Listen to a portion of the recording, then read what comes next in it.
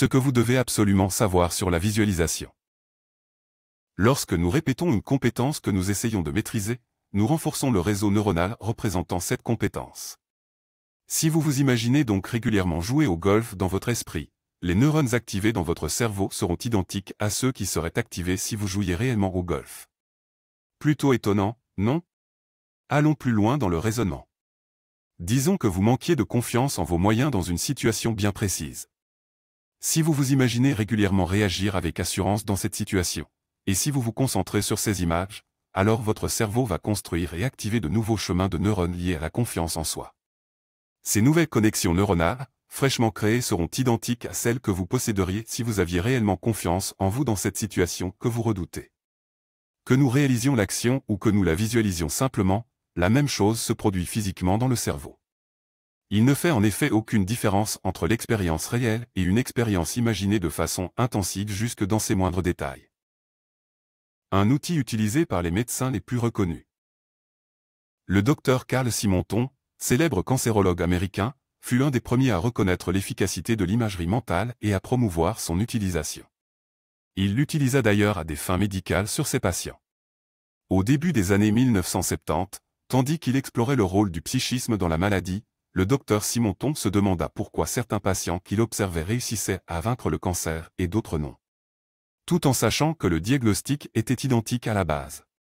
Il remarqua avec étonnement une chose. Les personnes parvenant davantage à vaincre la maladie étaient les patients se persuadant, et surtout s'imaginant, être déjà réellement guéris. Tiger Woods, l'un des meilleurs golfeurs de tous les temps, utilise l'hypnose et la visualisation régulièrement. Afin d'améliorer ses performances, mais aussi de rester concentré et axé sur le green et en dehors. Regardez-le, la prochaine fois à la télévision, et observez attentivement ce qu'il fait juste avant son coup. Il cligne des yeux 2 fois. Une technique apprise avec l'hypnose, qui est sa façon de se conditionner parfaitement afin d'exceller dans son sport. Le coach des Los Angeles Lakers utilisa la visualisation avec son équipe de basket, y compris Kobe Bryant et Shaquille O'Neal. De manière intéressante, l'équipe remporta 3 titres de champion NBA à la suite, 2000, 2001, 2002. Vous allez peut-être me dire que vous ne savez pas visualiser? Si c'est le cas, dites-vous bien que vous avez déjà visualisé sans même en avoir conscience.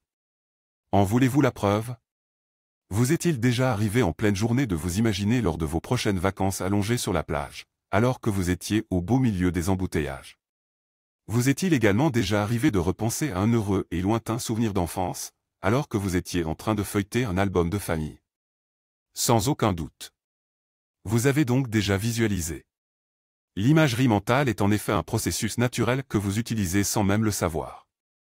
Vous allez donc plus tard dans ce livre, apprendre à visualiser pour aider votre cerveau à atteindre les buts et les aspirations que vous désirez atteindre dans votre vie.